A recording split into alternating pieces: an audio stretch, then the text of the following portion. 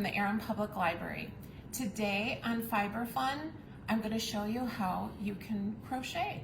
We're going to follow those basic skills, how to make a slip knot, a straight stitch, a chain, all in preparation and moving forward into making amigurumi animals. We're now going to talk about yarn. It's important when you start a project that you're using the right weight of yarn, and your pattern will certainly tell you what weight to use. Here we have a couple of examples. As you look at the yarn, you'll see that there's different weights, and each weight, oh, I can't even find the end on this one. Each weight has a different name.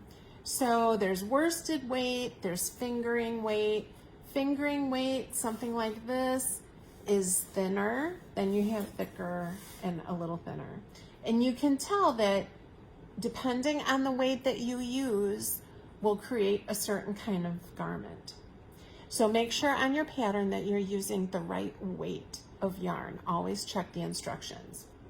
Along with the right weight of yarn, you want to make sure that you use the correct crochet hook. In these two examples, you can see that the hook part is actually smaller or bigger. This type, the white hook, is probably good for making a crocheted rug, or it makes a larger stitch. And as you move down in size, you can see that something like this hook that's very fine would make something very small. This one would be like a lace work, a doily work, something like that. Whereas these two would make something that was more middle of the road. Once you've selected the weight of yarn that you're going to use and the hook size, all per the instructions on your pattern, it's time to start. The first thing we need to do when starting off is to make a slip knot. To do that, we can take our yarn and make a loop. It's kind of like a cursive E or a cursive O. Our hook goes under the yarn, over the yarn to the tail, and pulls through. You tighten that, not too tight, just about right. It still kind of moves on your hook, and you're ready to start crochet. So let's do that one more time. To make a slip knot, take your yarn, make the letter E or O in cursive. Your hook goes underneath, over, grab the thread, grab the yarn, and pull through. And that's your slip knot. To start crocheting, find a comfortable position. I like to wrap the yarn around my first finger and hold it with my thumb and my second finger, or my middle finger. And you're going to take your hook, wrap it under the yarn, and pull through. This is called a chain stitch. And it is the chain stitch that we will begin to build our foundation on. So let's try that again. Under the yarn and pull through. Under the yarn and pull through. Under and pull through. This would make a fabulous friendship bracelet, or a worm, or a snake, or a bookmark. And basically, we're just taking our crochet hook, going underneath the yarn and pulling through. This is called a chain. Now, I need to advance my yarn right here. To build on this, we're going to turn. This is our current stitch right here. You can see the yarn is coming through. We're not going to stitch that one, but we are going to stitch the next one. And you can see there's a little mountain or loop right here. We're going to take our hook, push through, and then we're gonna grab the yarn, and now we have 2 loops and pull through. This is a single crochet.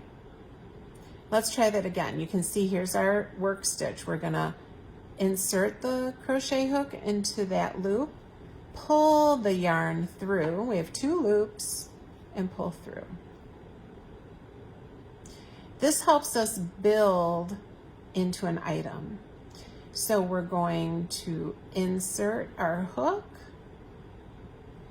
pull the yarn through. We have 2 loops and pull through. This is a single crochet, and you can see that we've started to make these single crochets here. So let me make a few more. And this first row, if you're a new crocheter, is just a little cantankerous, but we're going to finish that off, and the next row will be easier because we have something to hang on to basically. And take your time. You can see I got that one kind of tight. It's easier if you loosen up your stance. When I've taught people to crochet, it doesn't have to be a death grip on the crochet hook or the yarn. And we're going to finish this row. And actually, remember we had that slip stitch, and there it is right there. Okay, so we have crocheted our first row. But now what do we do to build the next row? Well, the first thing we want to do is we're going to do a single crochet. Remember that? A chain. We're going to make a chain stitch, and we're going to turn. Oh, let me get my loop here. All right, so we're going to turn, and we're going to work back the other way.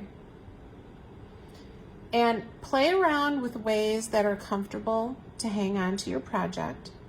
Now here we're going to insert our crochet hook, and you can see that there's the V there of where our stitch is. We're going to do a single crochet, pull the yarn through, and pull the yarn through.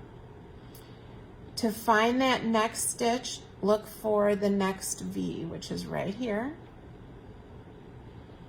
And you want to make sure you grab both of those ladders. We're going to pull the yarn through and pull the yarn through. And this is a single crochet.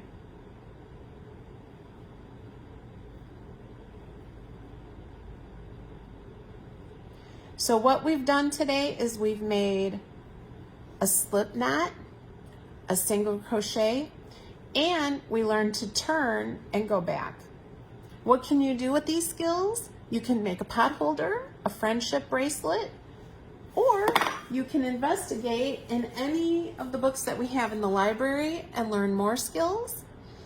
Or you could even access Creative Bug, which is a brand new resource we have on our website for more craft projects.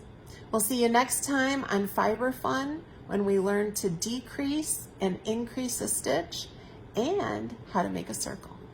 Thank you for joining us. See you next time.